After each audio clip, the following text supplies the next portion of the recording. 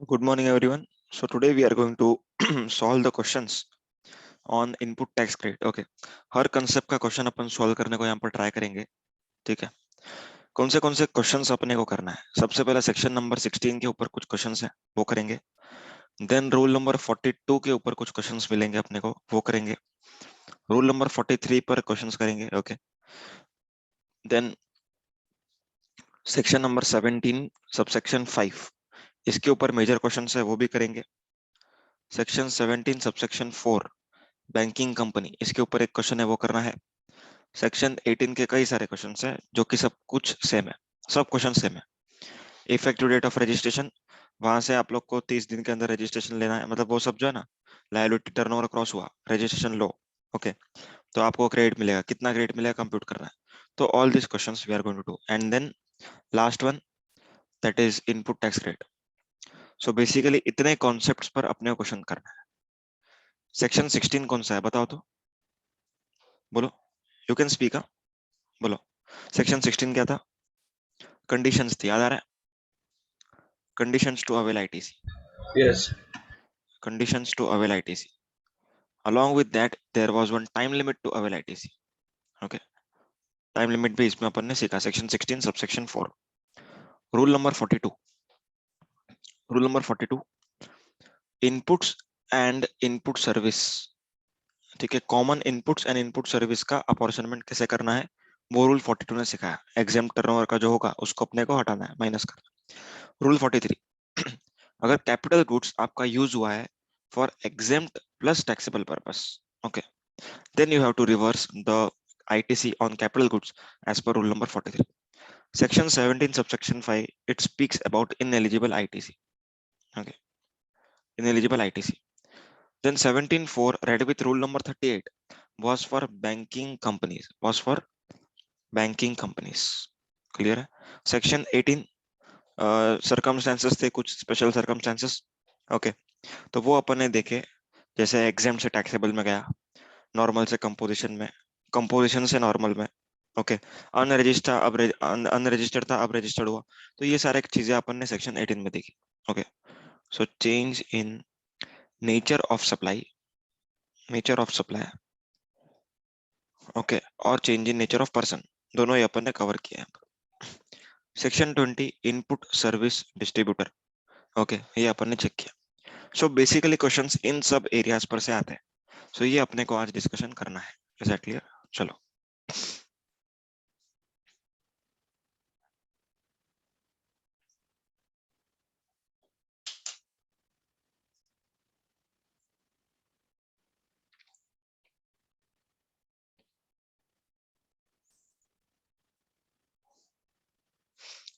Question number 1 अपन ने already देखा हुआ है. ओके, ऑलरेडी अपन ने क्वेश्चन नंबर 1 किया हुआ है. एक बार जस्ट रीड कर लेते हैं एंड मैं डिस्कस करूंगा. जो आंसर सॉल्व करने लायक नहीं है उसको सिर्फ डिस्कस करके छोड़ देंगे, ठीक है ना.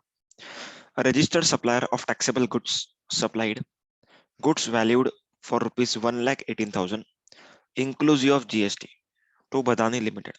ओके, मतलब एक सप्लायर है जिसने सप्लाई किया किसको? बदानी को. So who is the recipient? देखो अप्रोच देखो ना तुम लोग, खाली सप्लायर कोई है, ओके, बट रिसिपिएंट कौन है? रिसिपिएंट इज बदानी. यहाँ पर ना ऐसा छोटा छोटा नोटिंग्स करते रहने का, जिसके थ्रू अपना माइंड रनिंग रहता है, ठीक है. अगर नोटिंग्स नहीं करोगे, खाली रीड करते जाओगे, तो फिर हो गया. Under forward charge mechanism. Okay, देखो यहाँ पर फॉरवर्ड चार्ज लिखा. फॉरवर्ड चार्ज क्यों लिखा बोलो तो? Can anyone say why it is written forward charge? देखो यहाँ पर क्वेश्चन 180 डेज के ऊपर है. मैंने आप लोगों को ऊपर फर्स्ट क्वेश्चन नंबर 1 में हेडिंग में लिख दिया. आरसीएम के लिए 180 डेज का रूल नहीं लगता। बराबर है. सेक्शन 180 डेज के 3 exception. Exception number 1, reverse charge mechanism. Okay, क्योंकि यहाँ पर रिसिपिएंट गवर्नमेंट को टैक्स दे रहा है. ओके, तो गवर्नमेंट बोलती है कि तुम सप्लायर को कभी दो, उससे मुझे कुछ फर्क नहीं पड़ता, ठीक है. सेकंड एक्सेप्शन, शेड्यूल 1 एक्टिविटी, जहां पर कहा जाता है कि it is deemed to be paid. Okay, then third one, section 15(2)(b) का वैल्यू एडिशन. याद आ रहा है क्या? हाँ। ओके, सब लोग को समझ में आया? पूजा, निलय, सौरभ, अथर्वा। हाँ। ओके, आप लोग बात कर सकते हो, it's okay, there is no harm. ठीक है, माना यूट्यूब पे जाएगा पर it's okay. On 10/10/2018 for which tax invoice was also issued on the same date, मतलब टैक्स इनवॉइस कभी इशू हुआ है? 10/10 को। इस 10/10/2018 डेट का क्या रिलेवेंस होगा? यहां से मुझे 180 दिन कंप्यूट करना है। ठीक है, इसके लिए ये रिलेवेंट है। बदानी अवेल द क्रेडिट ऑफ ₹18,000, जो यहाँ पर 9,000 है, उसका क्रेडिट लिया कभी? 20th/11 को, मतलब अक्टूबर के रिटर्न में आईटीसी लिया। यस और नो? नवंबर में लिया मतलब अक्टूबर के आईटीसी, अक्टूबर के रिटर्न में लिया। क्लियर है? For the month of October लिखा है। But Badani did not make the payment towards such supply along with tax thereon to supplier. इसने पेमेंट नहीं किया। Okay, what is the consequences for non payment? Discuss the implication if Badani pays on 15/12/2019। 15/12 मतलब क्या? 15/12/2018 नहीं है, 2019 है। आधे लोग यहाँ पर ही आउट हो जाएंगे, बोलेंगे दिसंबर, अक्टूबर और दिसंबर 2 महीने का तो फर्क है, 180 दिन टाइम है। पर ये डेट यहाँ पर देखो, समझ में आया एवरीवन? हाँ 2019 is important, not the date, not the month. 2019, 1.5 साल, 1.25 साल। ओके, तो यहाँ पर अपने को आंसर किस तरीके से स्ट्रक्चर करना है वो सुनो पहले। That is more important. मेरे को मालूम है कि तुम लोग एकदम एज इट इज ऐसा आंसर नहीं लिख पाओगे, डिट्टो आंसर लिखना पॉसिबल नहीं है, this is not 10th standard. Okay, अब इसको आंसर को स्ट्रक्चर कैसे करना है वो सुनो। अभी ना मैं आंसर पढ़ नहीं रहा हूँ, मैं आपको थोड़ा सा लिख के बताऊंगा आंसर। ठीक है, I would be glad to write the answer.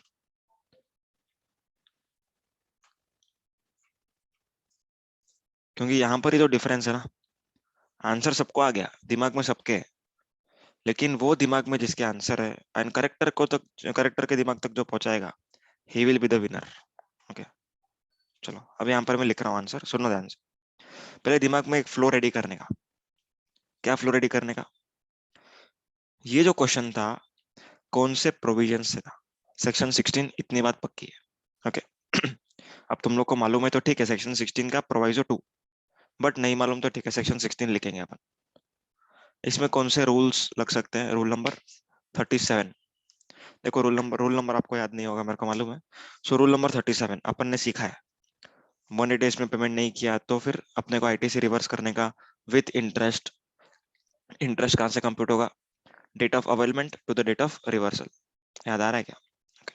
तो एक अपन हाँ स्टार्ट करते हैं, इधर आंसर लिखना एज पर, दिख रहा है क्या तुम लोग? हाँ हाँ। Sir as per section 16 of CGST act.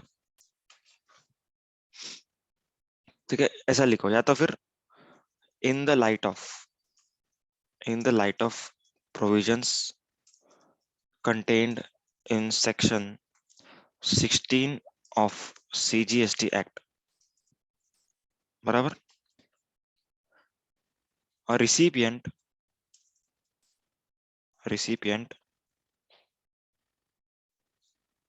of supply of goods or services, okay, shall pay the consideration, okay, bracket में लिखो इंक्लूडिंग टैक्स, या फिर आप यहाँ पर कंसिडरेशन की जगह पर इनवॉइस वैल्यू लिख सकते हो।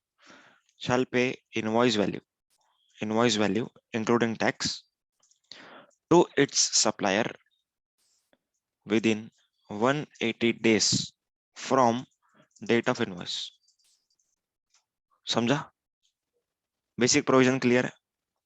बैरक का वर्डिंग्स नहीं है ये, अपना मेरे मन का वर्डिंग्स है। ठीक है ना, मैंने भी एक्ट बैट नहीं किया, मतलब मालूम है पर एक्ट बैट नहीं किया।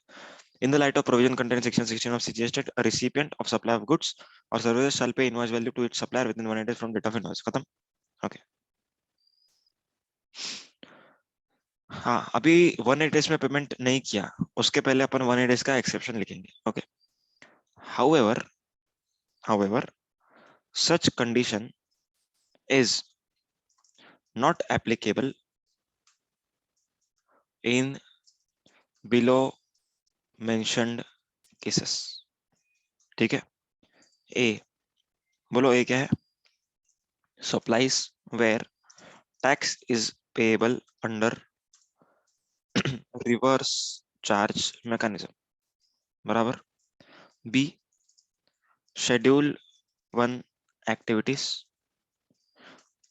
देखो तुम लोग को अगर ना सेक्शन नंबर अच्छे से याद है तो यहाँ पर लिखते जाने का, प्रोवाइजो 2 to सेक्शन 16, बराबर। शेड्यूल 1 एक्टिविटीज, रूल नंबर 37, इसका भी प्रोवाइजो ही है obviously. Then point number C क्या था बोलो? Any एडिशंस, amount added हाँ, under 15 to C शायद। 15 to B, additions made in value of supply under section 15 to B। एक इंपॉर्टेंट पॉइंट, अगर सेक्शन नंबर नहीं मालूम तो मत लिखो,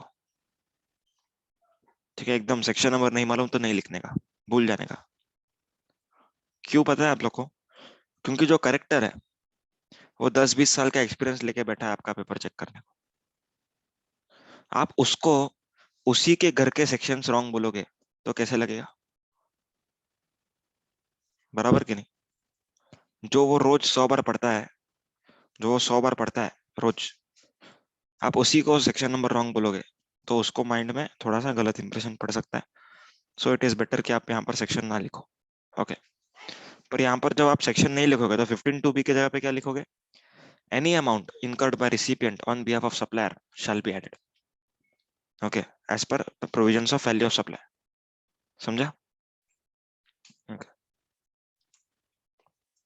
फिर लिखेंगे अपन in the instant case, in the instant case the supply is taxable under forward charge, बराबर। फॉरवर्ड चार्ज में टैक्सेबल था supply, okay. Thus exceptions which are outlined are not applicable। जो भी आपने exceptions लिखे वो applicable नहीं है, okay। Further, it is imperative to note, imperative to note, wordings ध्यान दो। Further, it is imperative to note that if the recipient does not pay within aforementioned period, लिखो या फिर वापस लिख दो within 180 days, then he shall be liable to reverse the input tax credit along with interest। ठीक है, interest. अब जब भी अपन इंटरेस्ट लिखते हैं ना, इंटरेस्ट को खुला मत छोड़ो, सुनना ध्यान से।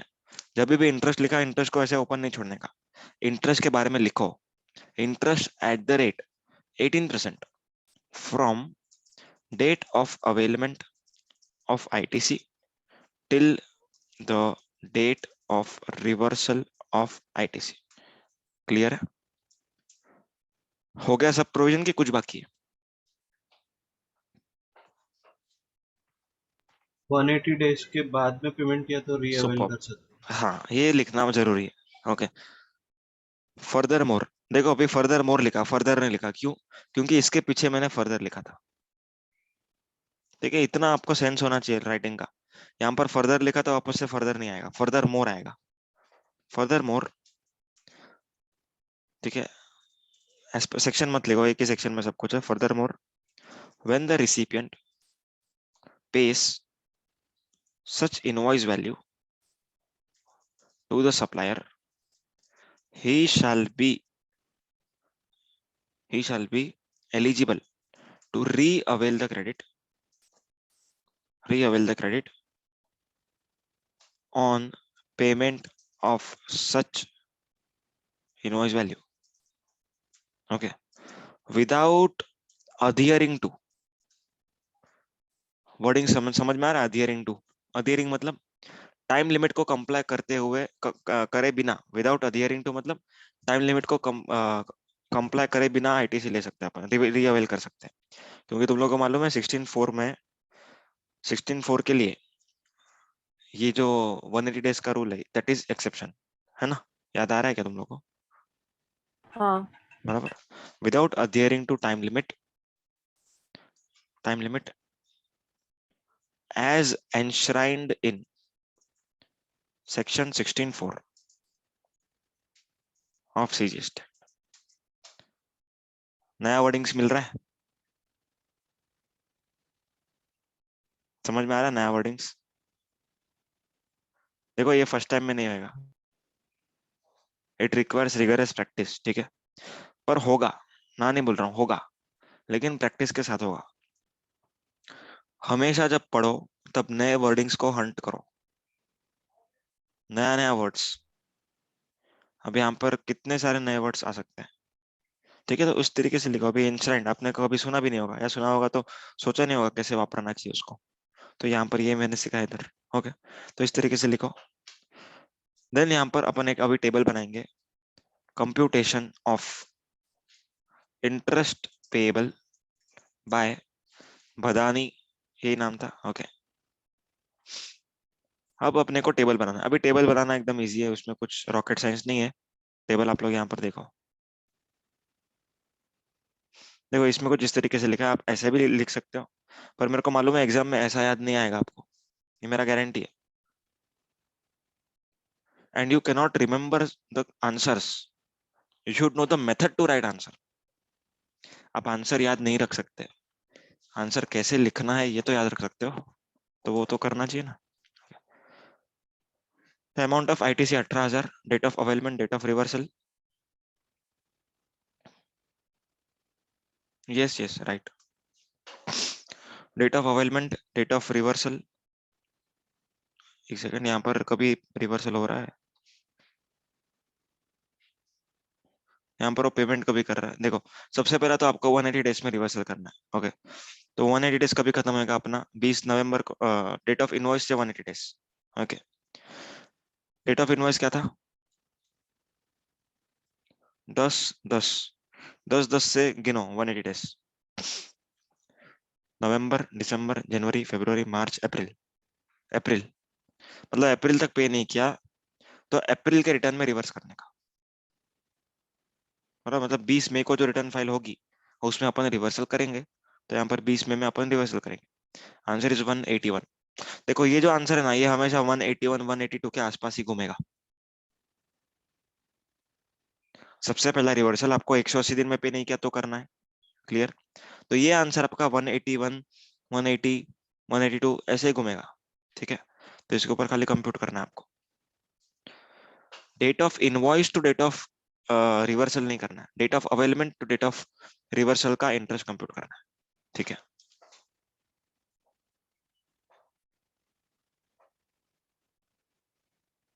हम्म, आगे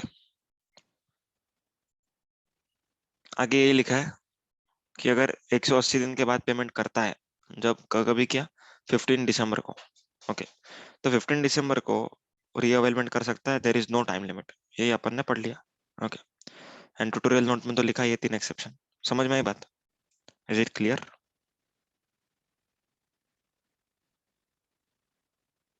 वो तुम लोग को पेनल्टी में बताऊंगा मैं, अभी अपन आईटीसी पे। देखो एक्ट में जनरल पेनल्टी है नॉन कंप्लायंस के लिए 25,000, वो नहीं लगती, पर आईसीआई के आंसर में लिखा है तो इसके लिए मैं डाल दिया।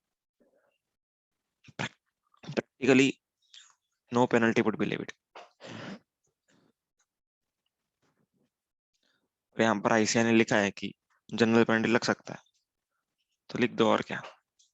नहीं लिखोगे तो भी मार्क्स कट नहीं होगा, इंपॉर्टेंट पॉइंट, जनरल पेनल्टी वाला पॉइंट नहीं लिखोगे तो मार्क्स कट नहीं होगा, इट्स ओके,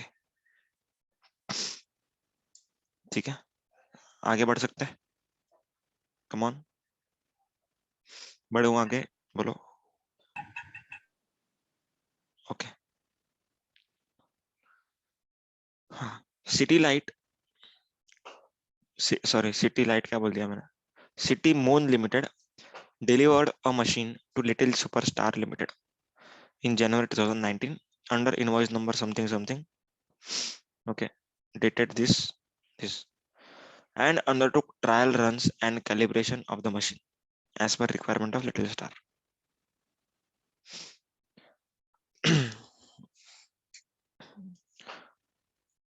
सिटी मून ने मशीन डिलीवर किया लिटिल सुपरस्टार को, तो little superstar is the recipient, okay, city moon is the supplier. याद रखने का ये चीज है। जनवरी 2019 में एक इनवॉइस इशू किया, ओके, 10 लाख का plus GST, and undertook trial runs as per the requirements, ठीक है, मतलब मशीन बेचा, ट्रायल रन लिया, सब कुछ ओके लगा। The amount chargeable for post delivery activities was covered in a debit note raised in April 2019। Very important, मतलब कि पोस्ट डिलीवरी एक्टिविटीज कुछ की है 10 लाख से ओवर एंड अबव, उसका चार्जेस डेबिट नोट इशू करके रिकवर किया गया। डेबिट नोट इशू करके रिकवर किया गया, ओके। जो डेबिट नोट है वो कितने की थी? 1 लाख की। इशू कब की? अप्रैल 2019 में, ओके। तो यहां पर क्वेश्चन ये अराइज हो रहा है, सुनना ध्यान से क्वेश्चन क्या है। The company has filed it's annual return for financial year 18-19 on 10th November 2019 and 19-20 on 10th November 2020. Determine the time limit for taking ITC in respect of debit note as well as invoice, ठीक है। अपने को ITC का due date निकालना है, time limit निकालना है, ठीक है। टाइम लिमिट तुम लोग को मालूम है क्या? टाइम लिमिट बोलो तो बोलो। Due date for filing September's return of following financial year or actual date of filing annual return, Standard return. whichever is earlier. Very nice, very nice, super. तो ये अपना ड्यू डेट है, बराबर है। मैं ऊपर के नंबर को फ्रीज रखता हूँ, डेट को 20th अक्टूबर, तो 20th अक्टूबर और annual return whichever is earlier. अब क्वेश्चन एक है आपके सामने, इनवॉइस के लिए अलग टाइम लिमिट है, डेबिट नोट के लिए अलग है, या इनवॉइस के लिए जो टाइम लिमिट है वही डेबिट नोट के लिए लगेगा? डेबिट नोट के लिए अलग है। डेबिट नोट के अलग अलग है, है। अलग है, बराबर। यही अमेंडमेंट आई थी 1 जनवरी 2021 से, ओके। देखो यहाँ पर ना अभी जो डेट्स हैं इसको चेंज करना पड़ेगा अपने को, है ना। ये 2020 सब लिखा हुआ है, तो ये सब ना 1-2 साल आगे जब बढ़ेगा ना तब अपना 2021 आएगा, ठीक है। पर ठीक है, अपन अभी के लिए अज्यूम करते हैं कि स्टार्टिंग से ऐसा ही प्रोविजन था, क्योंकि एग्जाम में क्वेश्चन जो आएगा 2019 के हिसाब से नहीं आएगा, 2021 के हिसाब से आएगा, ओके। तो यहाँ पर ऐसा अज्यूम करना आप लोग को कि ये क्वेश्चन अमेंडेड ही है, ठीक है।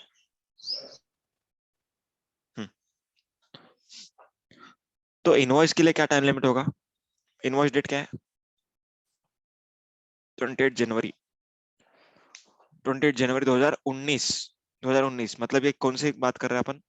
18-19 की, यस और नो? 28 जनवरी 2019 में इनवॉइस इशू हुआ, मतलब ये इनवॉइस की बात है। इनवॉइस कौन से फाइनेंशियल ईयर का है? कम ऑन, फाइनेंशियल ईयर कौन सा है? 18-19। 18-19. तो 18-19 18-19 का एनुअल रिटर्न कब फाइल हुआ? 10 नवंबर को, 10 नवंबर 10 नवंबर को। 20 2019। अक्टूबर 2019 और किधर लिखूं मैं?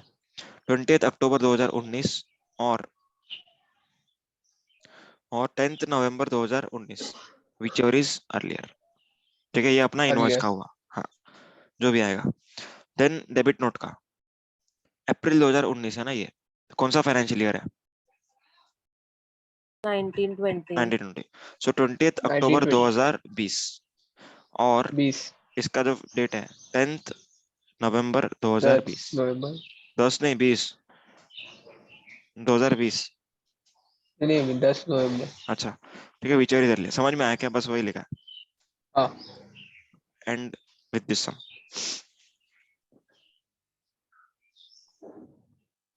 आगे बढ़ रहे हैं अभी।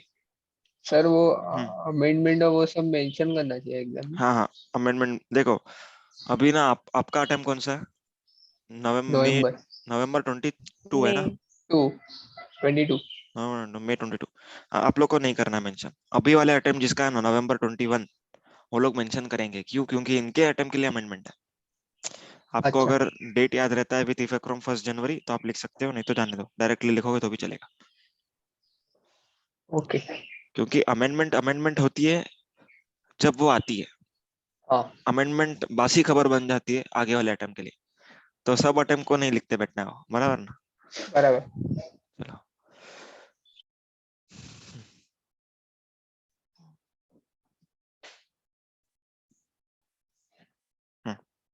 क्वेश्चन नंबर 3,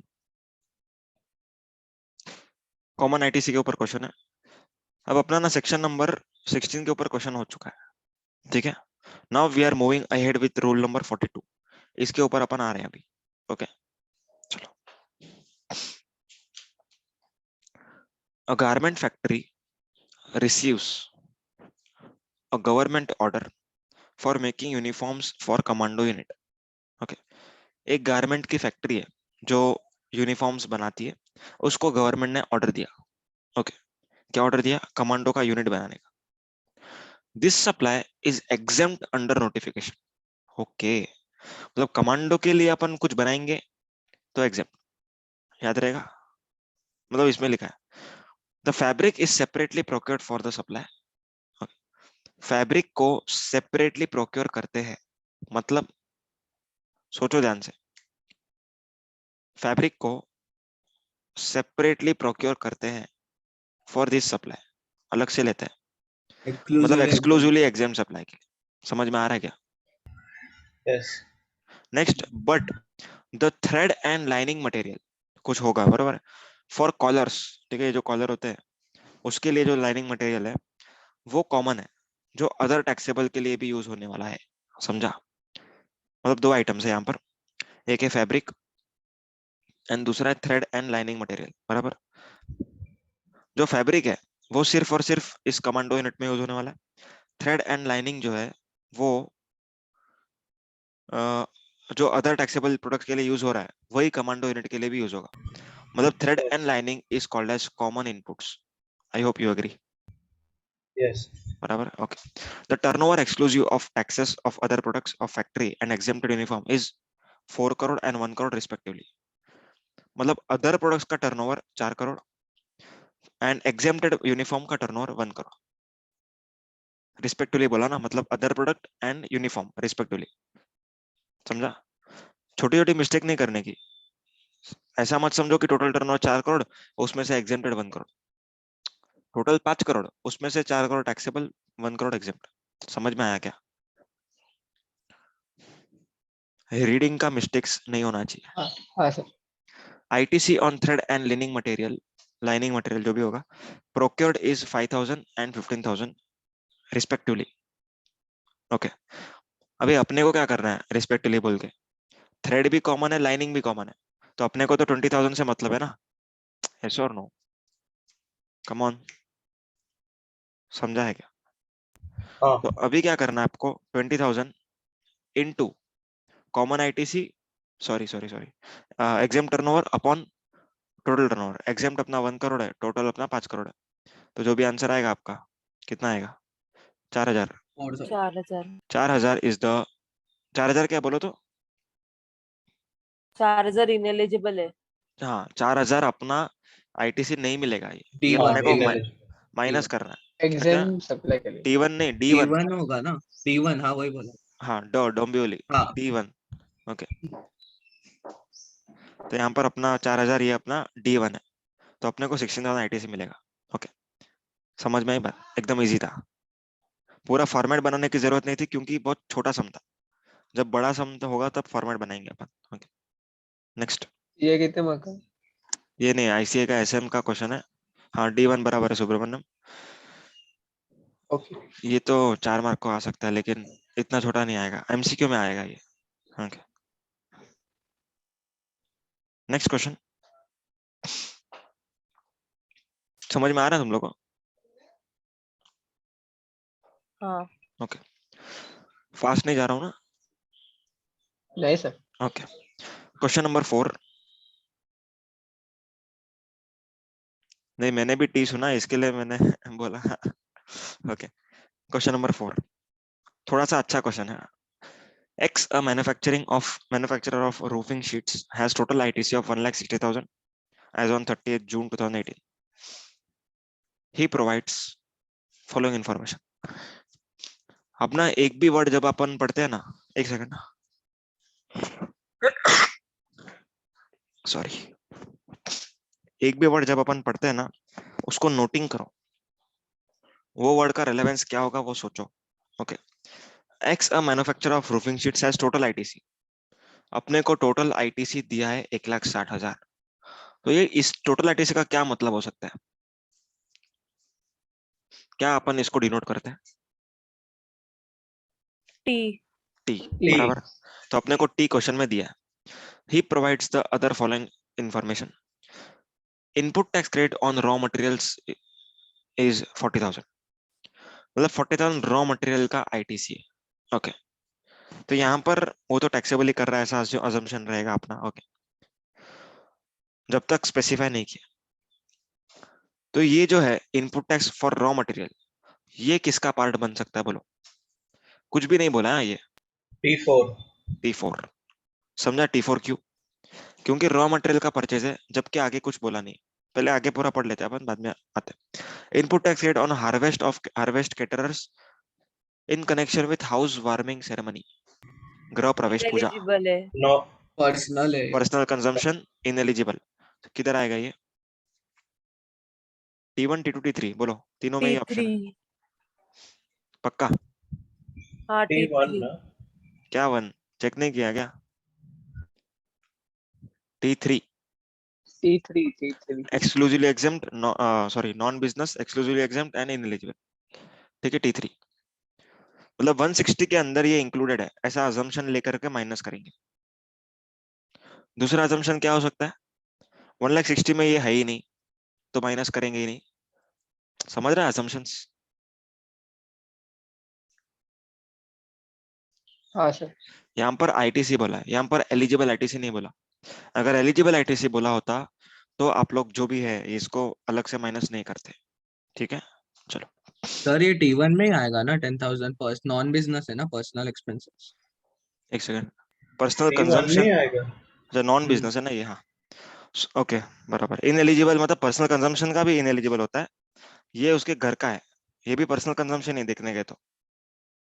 समझ में आ रहा है तुम लोग को? House warming ceremony is a personal consumption item, पर ये नॉन बिजनेस भी है, तो दोनों जगह पर इनएलिजिबिलिटी तो है ही है। ओके, तो यहाँ पर T1 में ले लेते हैं अपन। चलो okay, T1। Next, input tax on inputs content in exam supplies, ये बोलो एग्जाम सप्लाईज, ये एग्जाम सप्लाईज का है। ठीक है, यहाँ पर अपने को दिया हुआ है T2 एक्सक्लूसिवली में एग्जाम, जाएगा। T2 T2 में जाएगा, बराबर है। Next, cosmetic and plastic surgery, अभी ये स्पेसिफिकली सेक्शन 17 सबसेक्शन 5 में, T3 बराबर है। T3 FOBHCL हाँ, FOBHCL, food and beverage, outdoor catering, beauty treatment, health services, okay, cosmetic and plastic surgery, याद है ये रहा। हाँ सर। सो T3। T3 आगे टर्नओवर दिया तुम लोग को, total turnover 60 lakhs। Okay,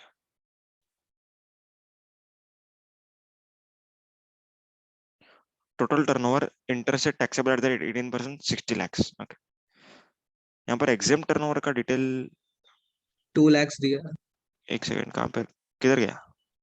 third point में। लिख क्यों नहीं रहा? Exam supplies of 2 input lakhs tax, और हाँ फिर वो इनपुट हाँ टैक्स हाँ 20,000। हाँ, ये रहा। हाँ input tax contained in hidden है। exempt supplies of ₹2 lakh is 20,000, मतलब अपना exempt सप्लाई जो हुआ है 2 लाख का, उसके ऊपर जो क्रेडिट है वो ये। ओके, हाँ तो अभी कंप्यूट करो तुम लोग, फॉर्मेट बना के करना। ठीक है, फॉर्मेट बनाओ एंड करो।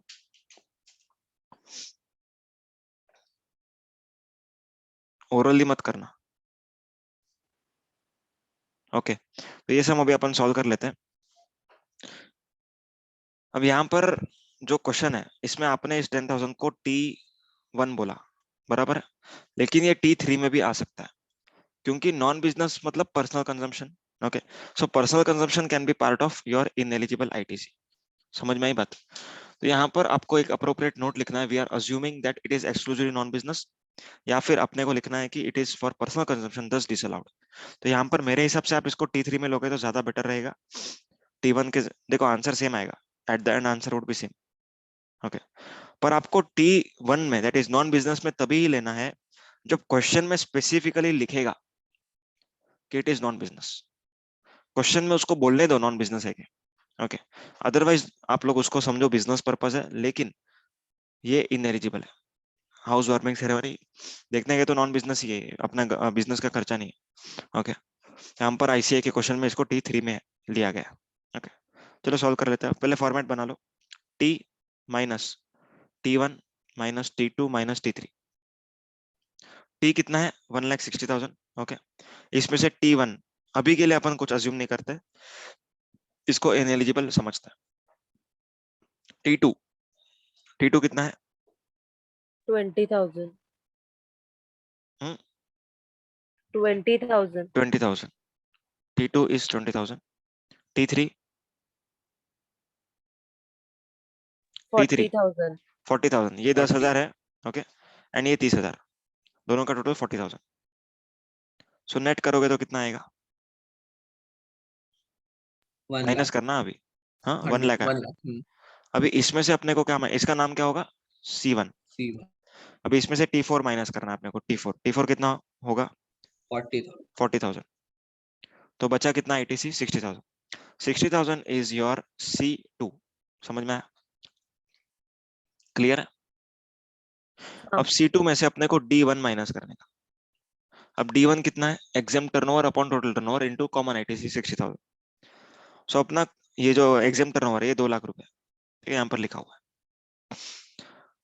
तो यहाँ पर अपने को 60,000 इंटू, इधर किधर लिखो, इधर लिख रहा हूँ, 60,000 into exam turnover upon total turnover कितना हो जाएगा 60 और 62, 60 और 62, 62. 62, क्योंकि यहाँ पर लिखा है टैक्सेबल का 60 है, समझा क्या। सो 62। सो ये करो कितना आ रहा है देखो,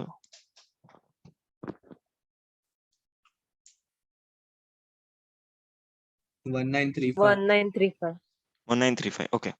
तो 1935 अपने को D1 माइनस करना है। अभी कितना आ रहा है आंसर 58035. 58035। हो गया क्या आंसर, खत्म, टाटा बाय बाय। हो गया वो कि कुछ ऐड बाकी है, करना है. 40,000. 40,000 ऐड करना है, वेरी इंपॉर्टेंट। क्योंकि ये तो कॉमन क्रेडिट का एलिजिबल पोर्शन है, इसके अंदर जब आप 40,000 जोड़ोगे तब जाके आपको पूरे महीने का एलिजिबल आएगा 98,035। क्लियर है, समझ में आई ये बात। D2 नहीं लेने का जब तक इंफॉर्मेशन नहीं दिया, D2 को भूल जाने का। क्वेश्चन में अगर दिया है नॉन बिजनेस के लिए भी यूज हो रहा है, पर एक्सक्लूसिवली नहीं दिया है, then you have to take D2 5% of C2, पर अभी नहीं लेने का, ओके। तो इसमें वो 10,000 T3 में लेते फिर भी D2 नहीं आता, इन्फो नहीं दिया। हाँ तो भी नहीं आता, बराबर है, क्योंकि यहाँ पर अपने को, एक सेकंड यार, बैटरी लो,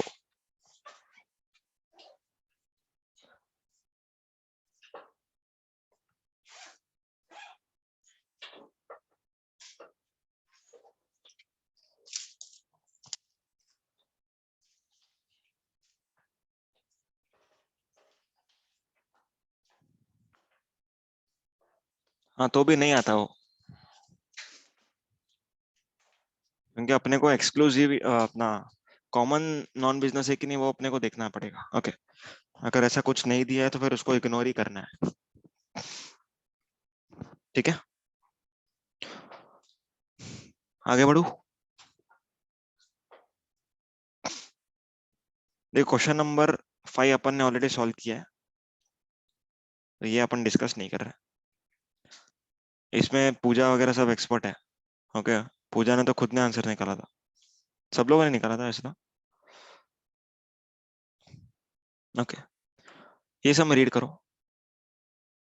रीड करो और तुम लोग मुझे समझाओगे, ठीक है। स्टार्ट। यू हैव से 4 मिनट्स, ठीक है, 4 मिनट लो, ये सब आराम से पढ़ो, एंड तुम लोग इसका मेरे को एनालिसिस करके दोगे, ठीक है ना। स्टार्ट।